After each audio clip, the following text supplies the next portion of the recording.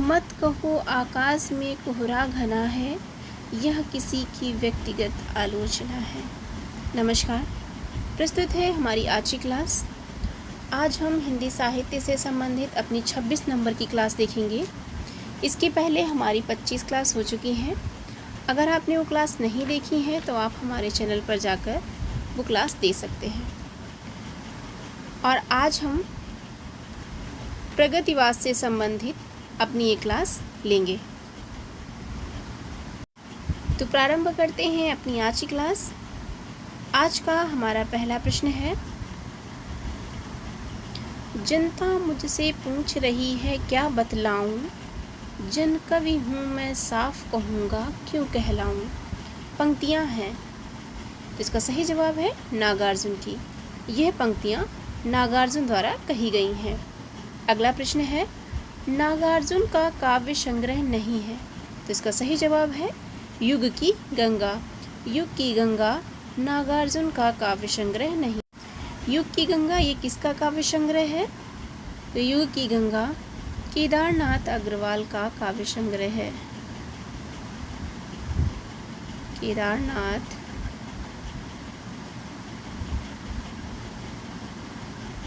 अग्रवाल। युग की गंगा केदारनाथ अग्रवाल का काव्य संग्रह है।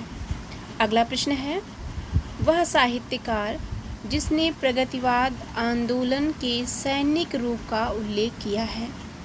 वह साहित्यकार जिसने प्रगतिवाद आंदोलन के सैनिक रूप का उल्लेख किया है, तो इसका सही जवाब है मुक्तिबोध। अगला प्रश्न है, तुम्हें सौंपता हूँ काव्य रचना है, तो इसका सही जवाब है त्रिलोचन की। तुम्हें सौंपता हूँ यह त्रिलोचन की रचना है। त्रिलोचन का वास्तविक नाम क्या है? तो त्रिलोचन का वास्तविक नाम है वासुदेव सिंह। वासुदेव सिंह,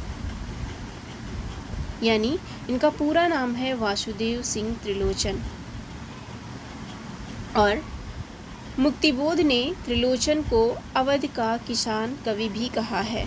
त्रिलोचन को मुक्तिबोध ने अवध का किसान कवि भी कहा है।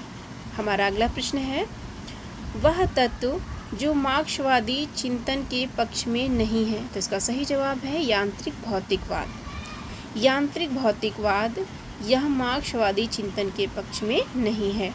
अगला प्रश्न है, नींद के बादल काव्य संग्रह के लेखक हैं, तो इसका सही जवाब है केदारनाथ अग्रवाल। केदारनाथ अग्रवाल का काव्य संग्रह है नींद के बादल। केदारनाथ अग्रवाल का जन्म कब हुआ था? तो 1911 ईस्वी में। 1911 ईस्वी में केदारनाथ का जन्म हुआ था।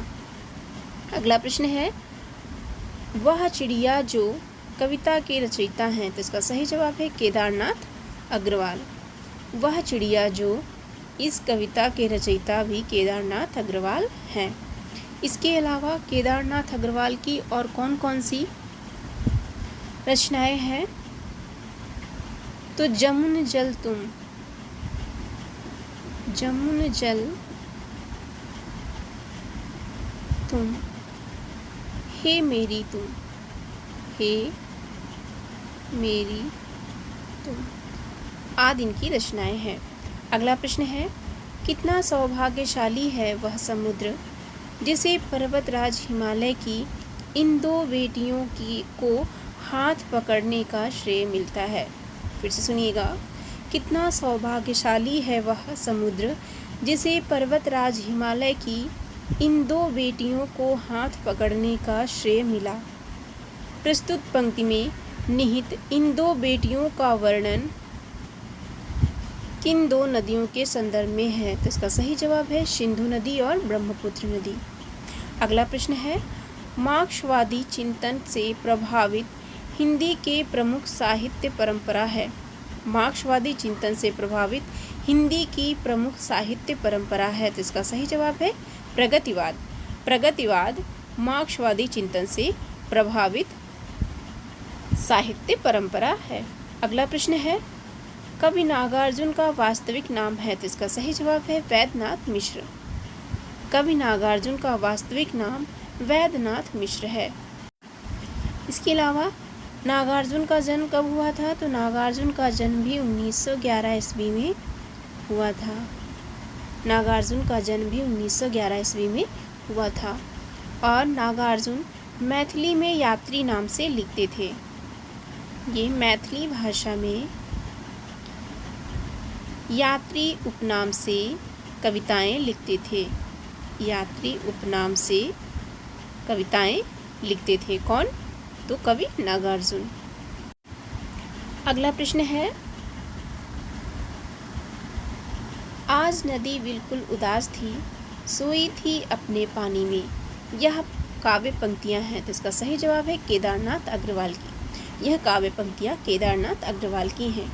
अगला प्रश्न है, डॉक्टर नगेंद्र ने प्रगतिवाद का आरंभ काल माना है। तो इसका सही जवाब है 1936 ईस्वी।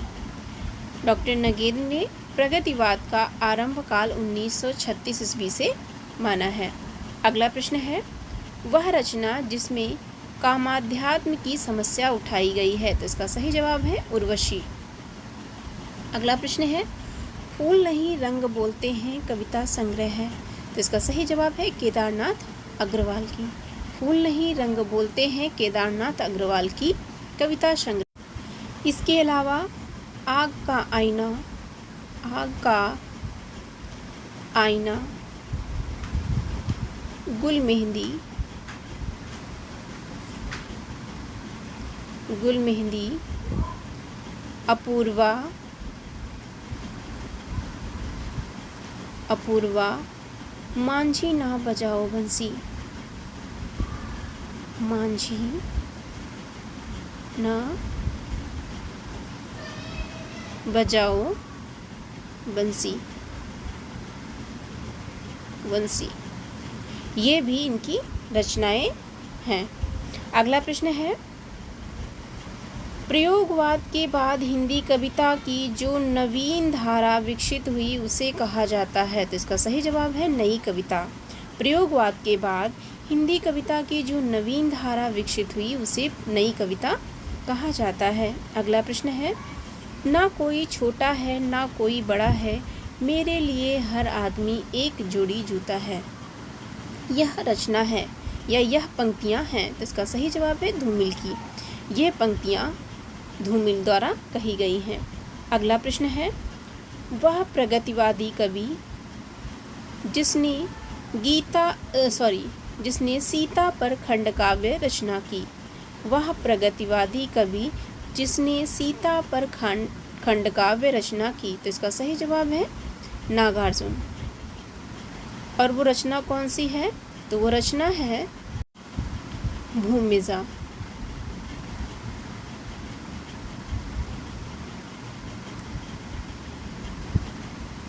अगला प्रश्न है, प्रगतिवाद की मूल स्थापना सैद्धांतिक रूप से की थी। तो इसका सही जवाब है प्रगतिशील रूप में। प्रगतिवाद की मूल स्थापना सैद्धांतिक रूप से प्रगतिशील थी। ये प्रश्न रिपीट हो गया है कि प्रगतिवाद की मूल स्थापना सैद्धांतिक रूप से प्रगतिशील थी। अगला प्रश्न है, प्रगतिवाद में निम्न वर्ग के जीवन चित्रण को प्रधानता दी गई, जबकि प्रयोगवाद में मध्य वर्गीय समाज के चित्रण को प्रधानता दी गई। प्रगतिवाद में निम्न वर्ग के जीवन चित्रण को प्रधानता दी गई और प्रयोगवाद में मध्य वर्गीय समाज के चित्रण को प्रधानता दी गई। अगला प्रश्न है, प्रगतिवादी साहित्य उसे माना गया है जो सामाजिक यथार्थ की अभिव्यक्ति को उद्देश्य मानकर लिखा गया हो। प्रगतिवादी साहित्य उस साहित्य को माना गया है जो सामाजिक यथार्थ की अभिव्यक्ति को उद्देश्य मानकर लिखा गया हो। अगला प्रश्न है, प्रगतिशील लेखक संघ का प्रथम अधिवेशन हुआ था। तो इसका सही जवाब है 1936 ईस्वी में। 1936 ईस्वी में प्रगतिशील लेखक संघ का प्रथम अधिवेशन हुआ था। अगला प्रश्न है, मनोरंजन के कई और साधन निकल आएंगे व्यभिचार घटेगा। फिर से सुनिएगा, मनोरंजन के कई और साधन निकल आएंगे तभी व्यभिचार घटेगा, यह कथन है। तो इसका सही जवाब है नागार्जुन का। यह कथन नागार्जुन द्वारा कहा गया है। अगला प्रश्न है, प्रगतिवाद को वर्ग संघर्ष की प्रेरणा मिली है। प्रगतिवाद को वर्ग संघर्ष की प्रेरणा मिली है। तो इसका सही जवाब है कार्ल मार्क्स से। प्रगतिवाद को वर्ग संघर्ष की प्रेरणा कार्ल मार्क्स से मिली है। अगला प्रश्न है, हिंदी में प्रगतिवाद का आरंभ हुआ है। तो इसका सही जवाब है 1936 ईस्वी से। हिंदी में प्रगतिवाद का आरंभ 1936 ईस्वी से माना जाता है। अगला प्रश्न है, बसंती हवा कविता के रचयिता हैं। तो इसका सही जवाब है केदारनाथ अग्रवाल। बसंती हवा केदारनाथ अग्रवाल की कविता है। अगला प्रश्न है, राम कथा पर आधारित काव्य है। तो इसका सही जवाब है भूमिजा। और भूमिजा किसकी रचना है? तो ये नागार्जुन की रचना है। नागार्जुन की रचना है। अगला प्रश्न है, हिंदी में सॉनेट का प्रयोग सर्वप्रथम किया है। तो इसका सही जवाब है त्रिलोचन। हिंदी में त्रिलोचन ने सर्वप्रथम सॉनेट का प्रयोग किया है। अगला प्रश्न है, नागार्जुन की रचनाओं में से वह रचना जो खड़ी बोली हिंदी में नहीं लिखी गई। तो इसका सही जवाब है पत्रहीन नग्नगाछ। पत्रहीन नग्नगाछ यह काव्य संग्रह नागार्जुन द्वारा लिखा गया है। जो खड़ी बोली हिंदी में नहीं लिखा गया है, यह मैथिली भाषा में लिखा गया है। मैथिली भाषा में लिखा गया है। और नागार्जुन मैथिली भाषा में कविताएं किस नाम से लिखते थे? तो वह यात्री उपनाम से लिखते थे। यात्री उपनाम से मैथिली भाषा में मैथिली भाषा में कविताएं लिखते थे। अगला प्रश्न है, हिंदी साहित्य में मार्क्सवादी चेतना की अभिव्यक्ति जिस काव्यधारा में देखने को मिलती है, उस धारा को कहा जाता है। तो इसका सही जवाब है प्रगतिवाद। हिंदी साहित्य में मार्क्सवादी चेतना की अभिव्यक्ति जिस काव्यधारा में देखने को मिलती है, उस काव्यधारा को प्रगतिवाद कहा जाता है। अगला प्रश्न है, नागार्जुन की लिखी रचना है। तो इसका सही जवाब है प्यासी पथराई आँखें। प्यासी पथराई आँखें यह नागार्जुन की रचना या कविता है।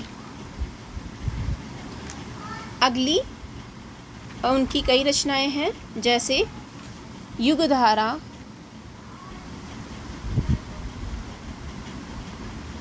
युगधारा, तुमने कहा था, तुमने कहा था, हरिजन गाथा,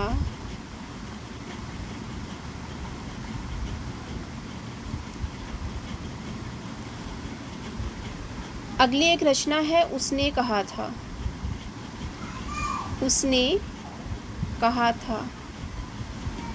ये रचना आप कमेंट बॉक्स में बताइएगा किसकी है। अगला प्रश्न है, प्रगतिवाद का आधार है। तो इसका सही जवाब है द्वंद्वात्मक भौतिकवाद। द्वंद्वात्मक भौतिकवाद यह प्रगतिवाद का आधार माना जाता है। अगला प्रश्न है, जमुन जल तुम काव्य की रचनाकार हैं। तो इसका सही जवाब है केदारनाथ अग्रवाल। जमुन जल तुम काव्य के रचनाकार केदारनाथ अग्रवाल हैं। अगला प्रश्न है, प्रगतिशील लेखक संघ किस स्तर की संस्था है? तो इसका सही जवाब है अंतर्राष्ट्रीय स्तर की। प्रगतिशील लेखक संघ अंतर्राष्ट्रीय स्तर की संस्था है। अगला प्रश्न है, मैं उस जनपद का कवि हूँ काव्य रचना है। तो इसका सही जवाब है त्रिलोचन की। मैं उस जनपद का कवि हूँ, यह त्रिलोचन की काव्य रचना है। अगला प्रश्न है, त्रिलोचन का वास्तविक नाम है। तो इसका सही जवाब है वासुदेव सिंह। त्रिलोचन का वास्तविक नाम वासुदेव सिंह है। इसके पहले भी हमने आपको बताया है। और त्रिलोचन को अवध का किसान कवि भी कहा जाता है। अवध का अवध का किसान कवि इसको कहा जाता है, तो ये त्रिलोचन को कहा जाता है। अगला प्रश्न है, कबीर के उपरांत हर विध्वंसकारी और जन विरोधी शक्ति को सर्वाधिक खुली चुनौती देने वाले साहित्यकार हैं। फिर से सुनिएगा, कबीर के उपरांत हर विध्वंसकारी और जन विरोधी शक्ति को सर्वाधिक खुली चुनौती देने वाले साहित्यकार हैं, तो इसका सही जवाब है नागार्जुन। अगला प्रश्न है, द्वंद्वात्मक भौतिक विकासवाद किस काव्यधारा का आधार है, तो इसका सही जवाब है प्रगतिवाद। द्वंद्वात्मक भौतिक विकासवाद प्रगतिवादी काव्यधारा का आधार है। अगला प्रश्न है, प्रगतिवाद के अंतर्गत अमान्य विचार है, तो इसका सही जवाब है रूपवाद। प्रगतिवाद में अमान्य विचार रूपवाद है। अगला प्रश्न है, युगधारा के रचयिता हैं, तो इसका सही जवाब है नागार्जुन। नागार्जुन की रचना है युगधारा। इसके अलावा रत्नगर्भा भी इनकी रचना है। रत्नगर्भा नागार्जुन की रचना है। इसके अलावा आए दिन बहार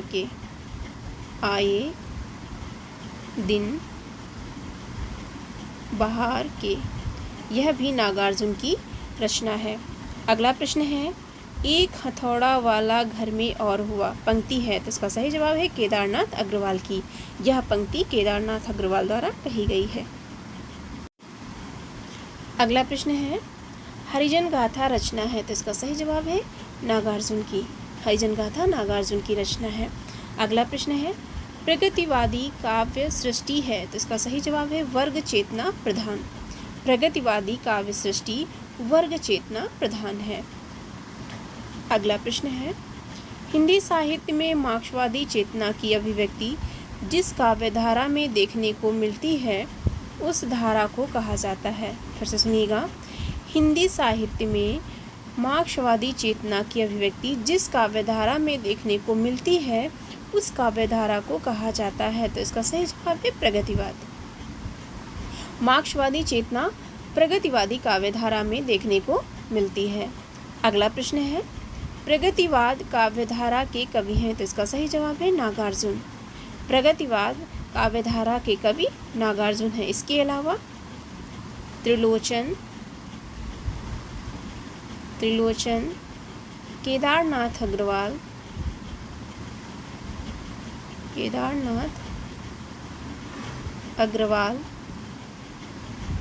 मुक्तिबोध,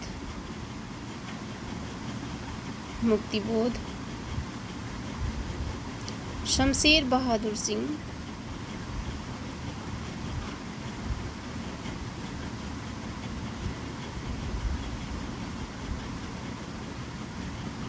शिव मंगल सिंह सुमन,